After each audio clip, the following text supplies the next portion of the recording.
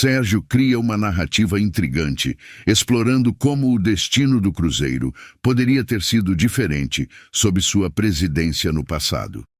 O vídeo desperta curiosidade ao apresentar cenários alternativos, convidando os espectadores a refletirem sobre as possíveis mudanças que poderiam ter ocorrido. Inscreva-se para mais histórias fascinantes sobre o Cruzeiro. Você acha que se você tivesse vencido aquela eleição em 2017, você teria, o Cruzeiro teria tido um comportamento diferente, assim, não seria o que é hoje, por exemplo? Sem dúvida nenhuma. Eu já cheguei até a responder isso em outras, que eu falei, provavelmente não ganharia a Copa do Brasil de 2018, porque eu já achava que estava completamente errada a forma como estava sendo construído aquele elenco ali.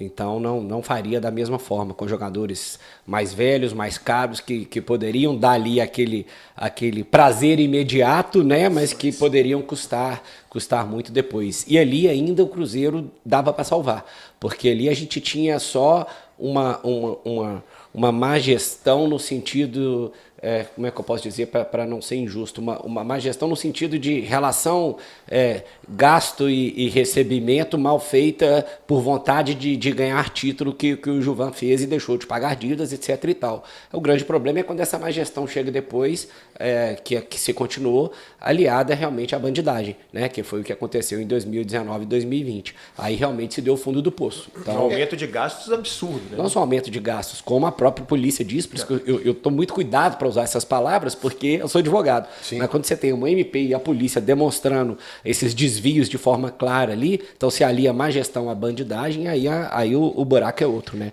Eu vou fazer uma pergunta agora, Sérgio. Mais ou menos que eu ia fazer essa pergunta que o Paulo fez aqui, eu ia fazer essa pergunta basicamente parecida. É isso, um exercício assim, de reflexão do si, né? Se vocês ganhassem, porque o rombo já estava grande, não vou usar o termo rombo, a dívida já estava grande, a situação já estava difícil. Era 480 milhões. Você falou que ia fazer diferente, mas é isso que você falou, que acho que salvaria.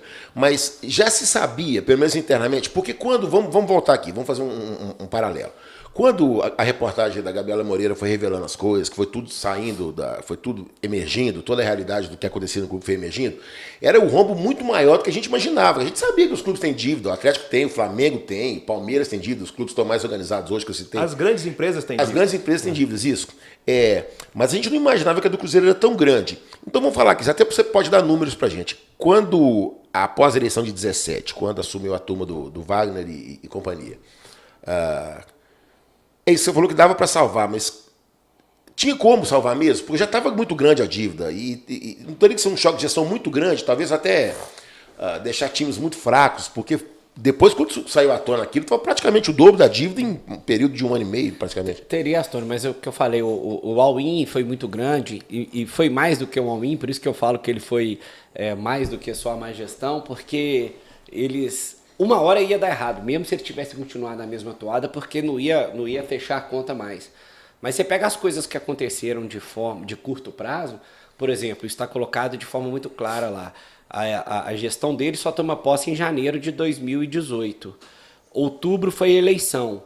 Aí chega nos primeiros dias de janeiro, o Wagner paga o Itaí 540 mil à vista relativo ao trabalho dele, outubro, novembro e dezembro, sendo que nem era do Cruzeiro.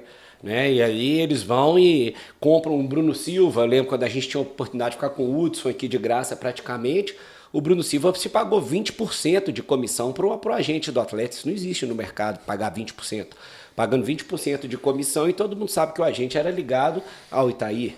A contratação do Fred, com todo o respeito que eu tenho à pessoa, e o Fred não tem nada a ver com isso, né? Mas a contratação dele, em termos de número, é um absurdo também, os números envolvidos. Então, na hora que você vai ver nesse tanto de coisa, Astônio, isso aí que levou a gente a pular de 480 para 1 bilhão, em 2 anos, praticamente. O pagamento de bichos é um negócio estratosférico. Quando a gente coloca uma consultoria lá e vê, você tem funcionário do Cruzeiro que em 2018 recebeu 73 salários. 73, não tô tirando nem um pouquinho a mais, nem um pouquinho a menos.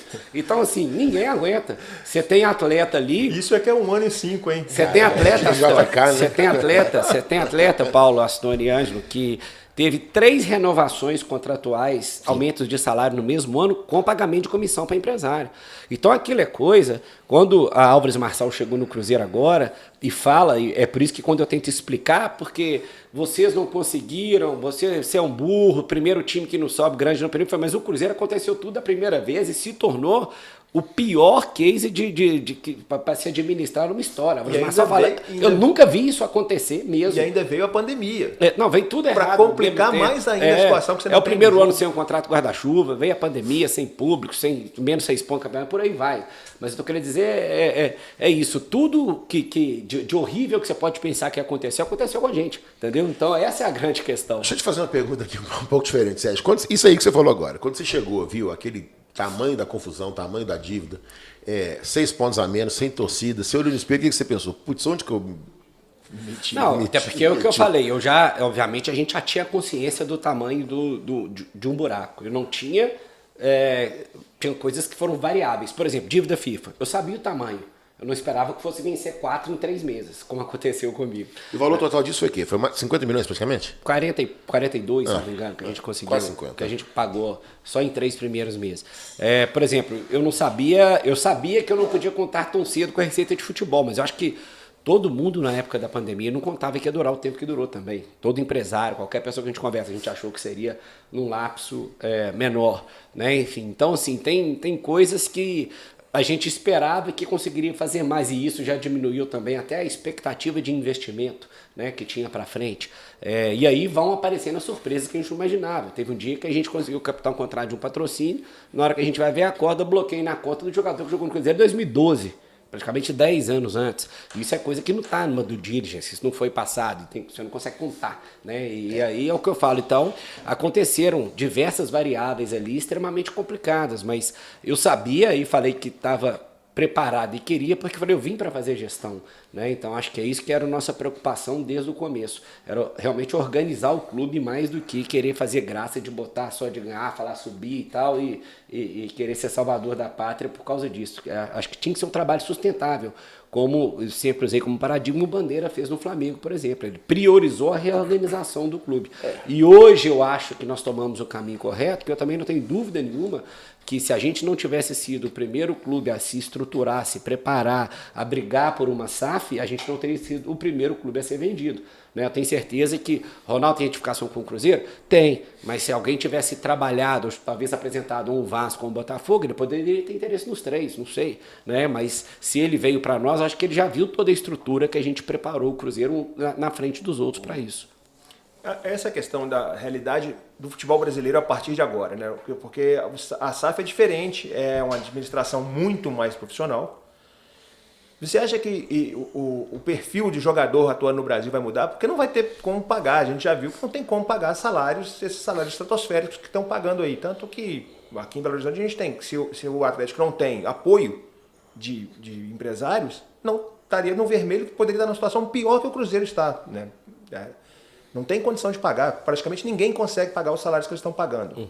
Você acha que isso vai mudar com a chegada dos empresários da SAF? Acho que vai estar dentro de uma realidade. É claro que às vezes vai ter o empresário que não liga que vai comprar um clube que não liga para o dinheiro, como a gente tem os empresários que compram um clube na Inglaterra, essas coisas. Então, eu não sei se automaticamente vai ser por isso. Se fossem todos com uma gestão austera, sem dúvida.